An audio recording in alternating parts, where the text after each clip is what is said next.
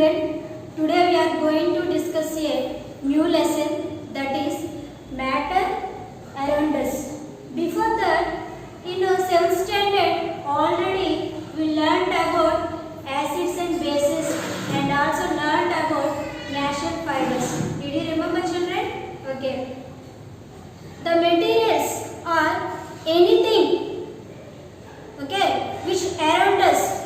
They have a variety of shapes, sizes and texture. So these are also examples of matter. The food we eat, the water we drink, the air we breathe, even our body also one of example of a matter. What is matter? Anything in the world that occupies space and also have mass. Anything in the world. In our surroundings, we have variety of materials. That is piece of chalk, duster, book, pen, pencil, eraser, sharpener, bench, table, okay, human beings, trees, plants, animals, etc. So these all we have to call them matter. Why we are calling them matter? Anything, a thing which occupies space. For example, I am telling this is a matter. How can you say it is a matter? A thing which occupies space. Wherever you have to keep on your table surface, on floor surface, okay, it occupies space. It occupies some area and also have mass. What is mass? The amount of matter in a body. Many of the people thought that both weight and mass are similar. Actually, it is wrong. Weight and mass are different, not same. Mass means the amount of matter in your body. In this body, how much amount of matter present? That is called mass of this object. Weight means the force of gravity which pulls of you is called weight. So both weight and mass are not similar. Both are different. So it is one of a matter because of it occupies some space. Observe, children. Okay, I am keeping on blackboard. It occupies some space. It occupies some area. Okay, it occupies some area. And it has some mass because of this body contains some matter. So that's why it is called matter. Anything which occupies space and have mass is called matter. Okay. So in this lesson mainly we discuss about states of matter, next properties of matter. Let us discuss states of matter. In previous class, in 7th standard, already we learned in changes around this topic, water is found in 3 different states. That is solids, as ice, liquid, as water, and gas as water vapor. Water is found in 3 different states. So states of matter. Matter mainly found in 3 different states: solids, liquids and gases. We have variety of solids materials, liquid materials and gaseous materials. For example, what are the solid materials present in our surroundings? Piece of chalk, duster, a book, this bench, table. These are all solid materials. So how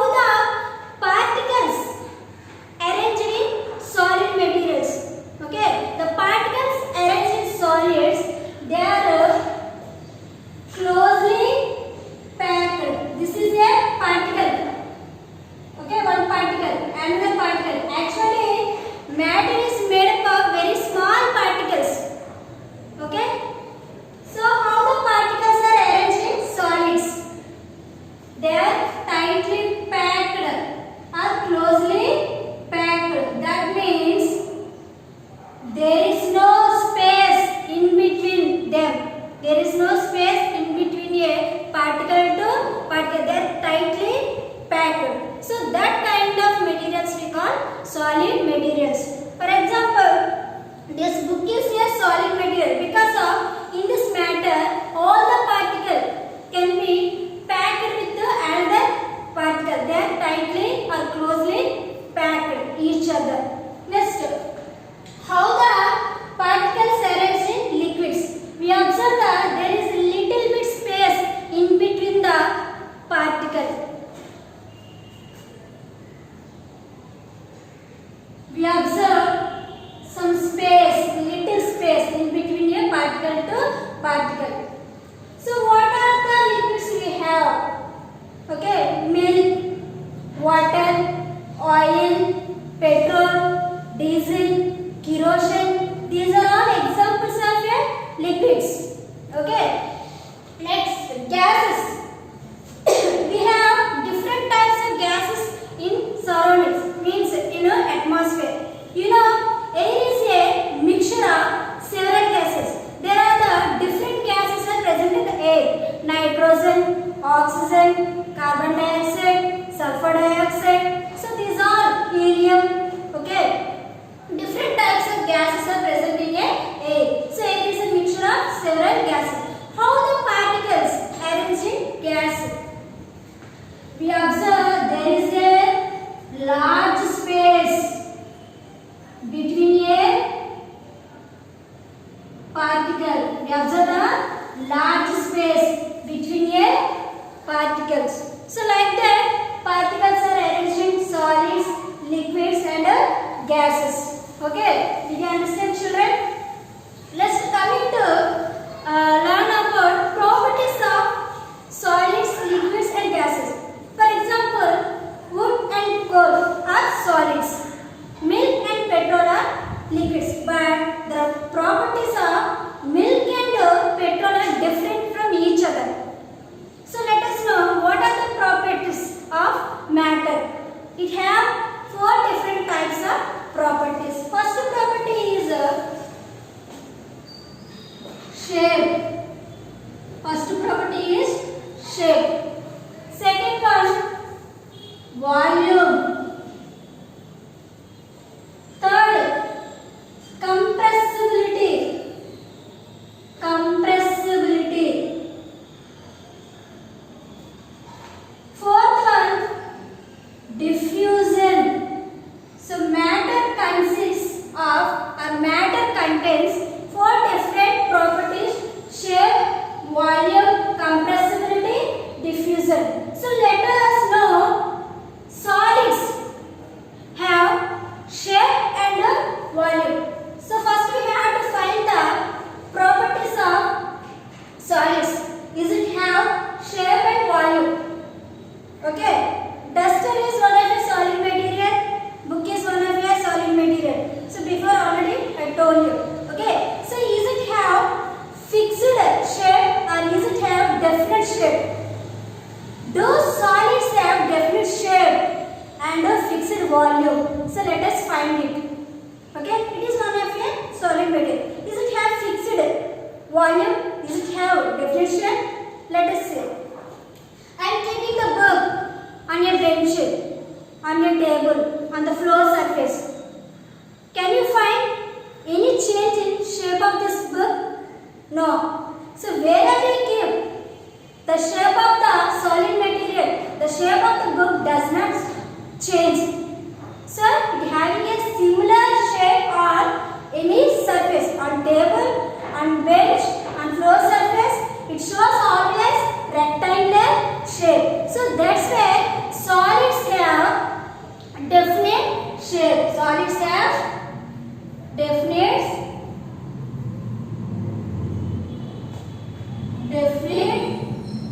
shape. Solids have definite shape. Okay. Next, what about volume of solids?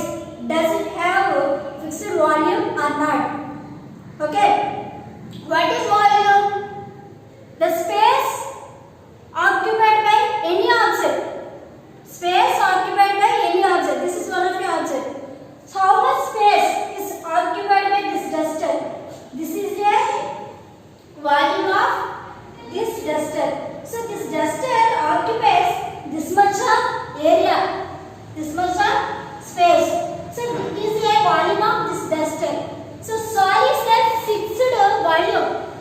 On blackboard, on the table, on the bench, it is always shows the fixed volume. So the measurements length breadth doesn't change wherever you keep on any surface. Okay, is always shows the fixed volume. So finally I am telling you solids have a definite shape and fixed volume. Have you understand, children? Solids have definite shape. They have fixed shape. Their shape doesn't change and they have fixed volume. So let us know the shape and volume of liquids. Do liquids have definite shape and fixed volume? Okay, liquids, milk, petrol, kerosene, etc. For example, I am taking a different shapes of containers. Okay, conical shape container. This is called conical flask. Conical shape flask, and some cylindrical shape container. Okay, and some normal container. Take the different shapes of containers. Generally, we have to store liquids in a containers. Okay. Here, I am taking some ml of water. Okay. With the help of measuring jar, I am taking a 20 ml of water. Okay. So take a 20 ml of water, pour it in a conical flask. Take a 20 ml of water, pour it into a conical flask. Okay. Observe what is the shape of water in a conical flask. Observe the shape of water. Observe a shape of water. So water contains this kind of shape in this conical flask. Okay. Now I can shift this water to another container, that is cylindrical tube. Now this water shifted to another container, conical tube. Okay.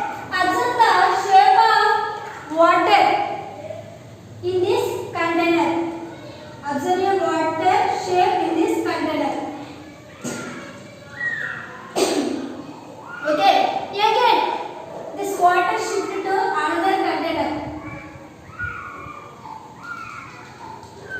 So water have this kind of shape in this container.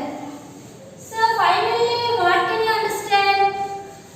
Water means liquids doesn't have a definite shape. According to shape of container, they have to change their shape. Liquids change their shape according to a shape of containers. They doesn't have a fixed shape. Did you understand, children?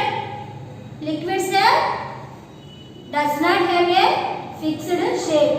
What about volume of liquids? Liquids have fixed volume. If you taking a 50 ml of water with the help of measuring jar, what's the volume of water? 50 ml. Now this 50 ml water taken in a beaker. Take a 50 ml of water in a beaker. Okay. Mark the level of water. Mark a level of water on beaker. Mark a level of water on beaker. Okay. Now this water is shifted to another container. I am shifting water to another container, that is test tube. Again mark water level on a test tube. See, it is also source 50 ml only. See, beaker and in the test tube, it shows 50 ml volume. So volume doesn't change. Liquids have fixed volume. Liquids have liquids have fixed volume but they does not have fixed shape. They have only container shape. They have only container shape. What about shape and volume of gases? Nitrogen, oxygen, next carbon dioxide, sulfur dioxide. These are all gases. Can you tell the shape of oxygen? Can you tell the shape of carbon dioxide? No. Gases neither shapes nor volume. They neither have fixed shape and neither have fixed volume. Because of in cylinders generally you have to store gases. It contains only cylindrical shape. If you store air gas in a balloon, it contains only balloon shape. It does not contain a fixed shape and fixed volume. So gas does not have fixed shape and fixed volume. Because when you are storing a gases in cylinders, actually the volume of gases immediately changes. Because of gases are easily escaped. That's why we have to observe a little bit change in a volume of gas. So that's why they don't have a fixed shape and a fixed volume. Did you understand, children? Solids have definite shape and a fixed volume. Liquids have fixed volume and does not have a fixed shape. But gases does not have fixed shape and a fixed volume. Next, coming to discuss about compressibility. What is meaning of compress? Compress means press or squeeze or inflated by pressure. Do you know we have to store gases in some cylindrical containers, LPG, CNG. Okay. For example, in a Coke bottle, whenever you open a lid, we observe some air bubbles are coming up. That means we are storing a carbon dioxide gas in a Coke bottles, fizz bottles. Okay. So the gas, how can you store a carbon dioxide gas in a container? By using high pressure. So that is called compressibility. In the presence of high pressure, we are storing and keeping the gases in a containers. That's why they don't change their volume. Okay. CNG gas, compressed natural gas. Natural gas stored in the presence of high pressure in a cylinders. Actually, it is non-polluted gas. It is eco-friendly gas. It does not harmful to the environment. So CNG gas mainly used in automobiles and also used in industries for running of some machines. Okay, understand? So solids, comparing to solids, liquids, gases have high compressibility nature. Okay, next coming to diffusion. What is mean by diffusion? Diffusion means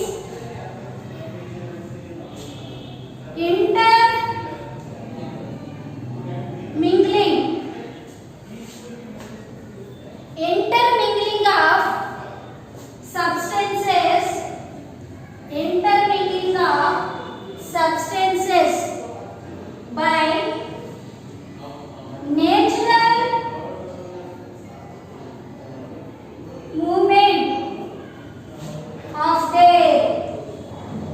natural movement of their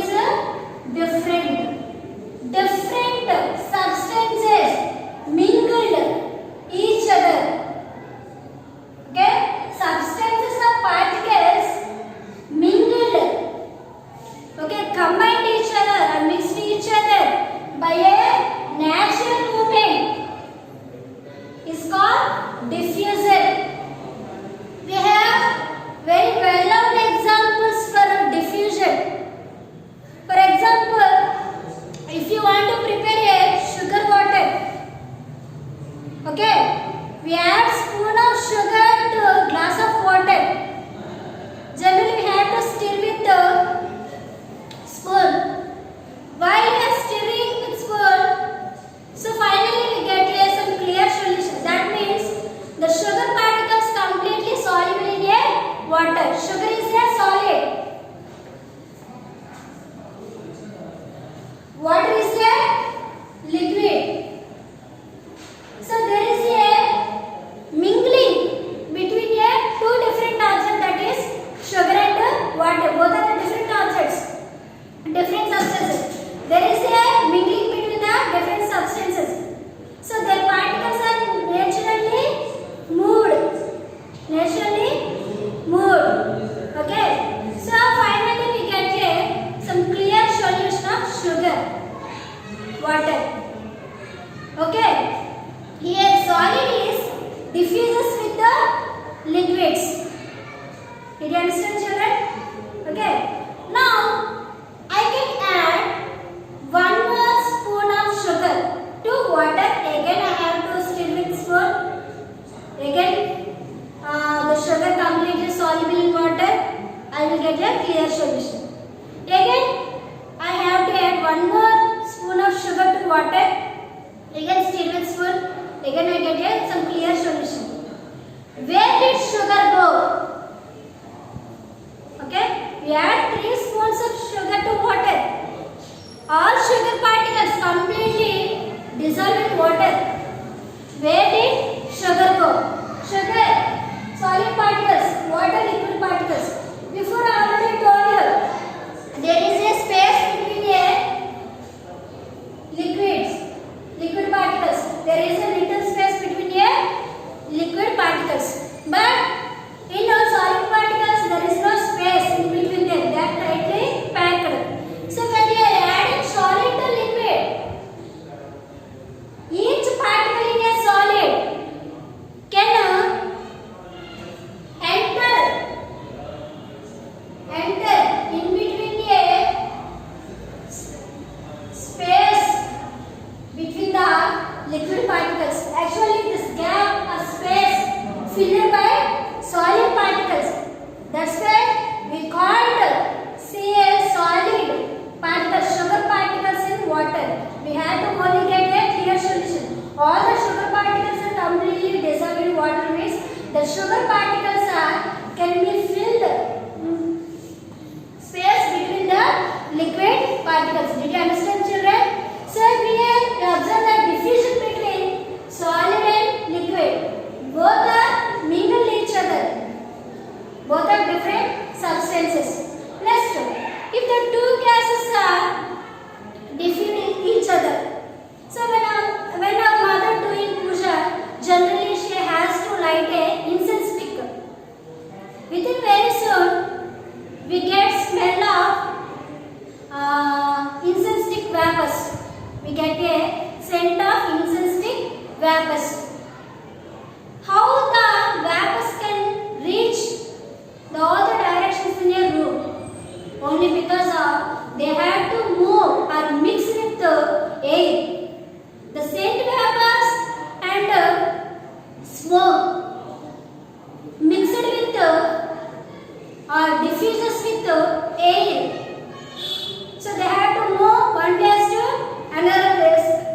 That's why within very soon the scent vapors can be reach all the corners in a room. Perfumes, deodorants, body sprays. So they have to diffuse in the air. They have to mix it with the air. We observe the diffusion between a gas, between two gases. Because air is a gas. Air is a mixture of gas. And perfumes, deodorants means nothing but vapors. Here we observe the diffusion between the two gases. So let us know diffusion between the two gases. Now we have to learn a lab activity. So in this lab activity, we have to know a diffusion between two gases. So what is the lab activity? What are the materials that are required for doing this lab activity? Okay, children. So let us know a diffusion between two gases. So for this lab activity, we have to take 1 meter long glass tube, 1 meter long glass tube, pieces of cotton, liquid ammonia, hydrochloric acid, okay, and 2 rubber corks.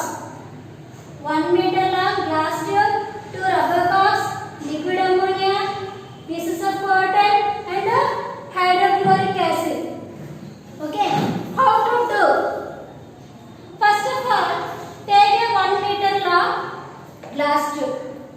Now take a pieces of cotton, soak them in a hydrochloric acid. One of the cotton soaked in a hydrochloric acid, another cotton piece soaked in liquid ammonia. Now these two cotton pieces separately keep at the end of glass tube. This is a hydrochloric acid. Next, liquid ammonia. Next, we have to fix two rubber cocks at end of a glass tube. Did you understand, children? Okay. Now what will happen? After some time, we observe white color fumes. Fumes means nothing but smoke. We observe white color fumes appear in a glass tube, inside glass tube. How did we get these white fumes? There is a diffusion between hydrochloric acid and liquid ammonia. Actually both are liquids, but we are discussing about the diffusion between gases. That means here hydrochloric acid releases hydrogen chloride gas. Hydrochloric acid releases hydrogen chloride gas. Liquid ammonia releases ammonia gas. Then two gases, hydrogen chloride gas and ammonia gas, diffuses each other. So both are different substances intermingling. Inter means different. Both are different substances mingle each other. There is a diffusion between two substances, that is hydrogen chloride gas and ammonia gas. Write the formula of hydrogen chloride gas. HCl plus ammonia NH4. Both are mingle each other. Both are diffuses each other. Then we get NH4 Cl. What's the name of NH4Cl? Ammonia chloride. What's the name of NH4Cl? Ammonia chloride. So when the two gases, hydrogen chloride gas and ammonia gas, diffuses each other, we should get a ammonia chloride. NH4 Cl from HCl. Cl. NH4Cl. Ammonia chloride. So this white color ring, nothing but a formation of ammonia chloride inside a glass tube. When the two gases, hydrogen chloride gas and liquid ammonia gas, diffuses each other, they should make a white color ring, that is nothing but a ammonia chloride gas. Did you understand, children? This is a lab activity in this lesson. Now coming to discuss diffusion between liquids and gases. Okay, we have different gases in atmosphere: oxygen, carbon dioxide. Do you know oxygen gas is diffuses with water? That means oxygen gas is dissolved in water. So this process helps to the aquatic animals and plants. Fish can respire through their lungs. Already we learned in 7th standard in respiration of organisms topic. How did they get oxygen from water? Here the oxygen is dissolved in water. Oxygen is a gas. Water is a liquid. There is a diffusion between liquid and gas. So oxygen gas is diffuses with the liquid, diffuses with the water. So this process is mainly helps for aquatic plants and animals. And also carbon dioxide gas helps in photosynthesis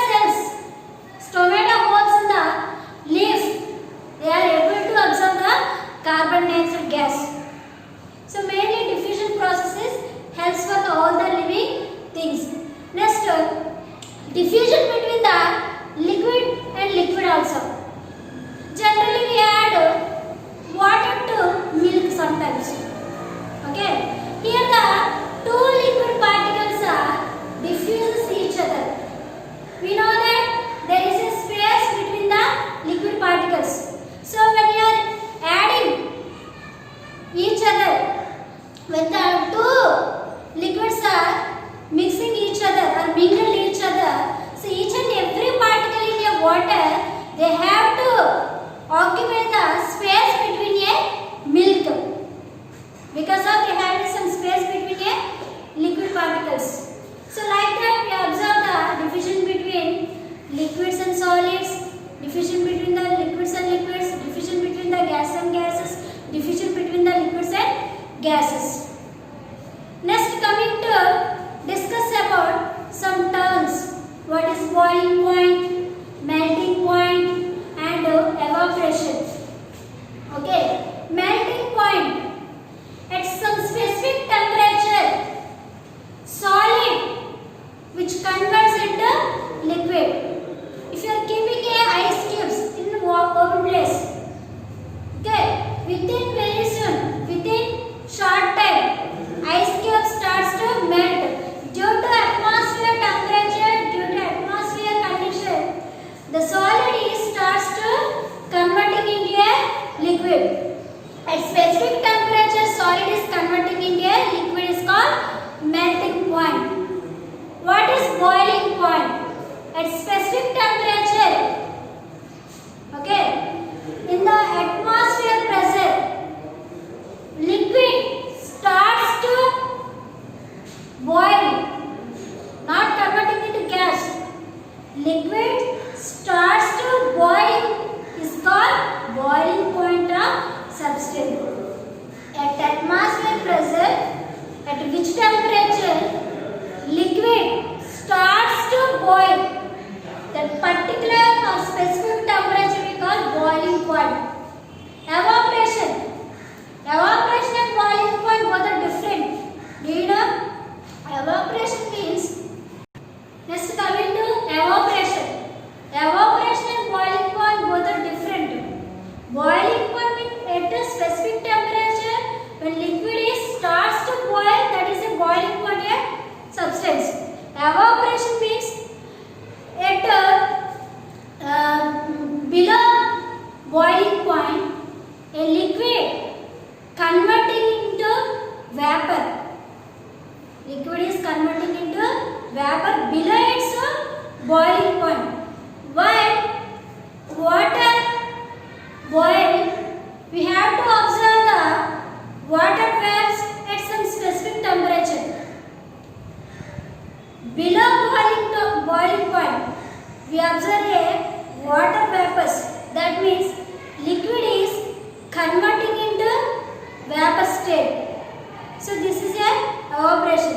For example, when you want to dry a wet cloths, okay, the water in a cloth can be evaporated by atmosphere condition below its boiling point only. Okay, did you understand, children? Let us discuss about how small are particles in a matter. How small are particles in a matter. For example, if you take a 50 ml of water, okay, or few ml of water in beaker. Take a few ml of water in a beaker. Add 1 or 2 crystals of potassium permanganate. What is the color of potassium permanganate? It is in purple color, means magenta color. Add 1 crystal of potassium permanganate in few ml of water. Then what you observe? We get a purple color potassium permanganate solution. So crystal is completely dissolved in water. So we have to get a purple color potassium permanganate solution. From this, I can take 10 ml of potassium permanganate solution to another container. I am separated 10 ml potassium permanganate solution to another container. Now I add 90 ml of water to 10 ml of potassium permanganate. Did you understand? First of all, we should prepare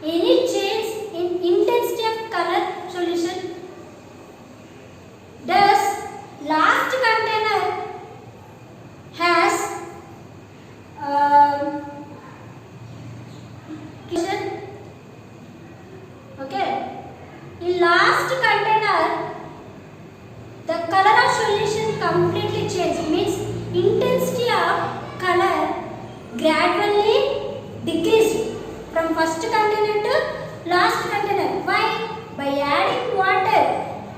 So the intensity of color changed.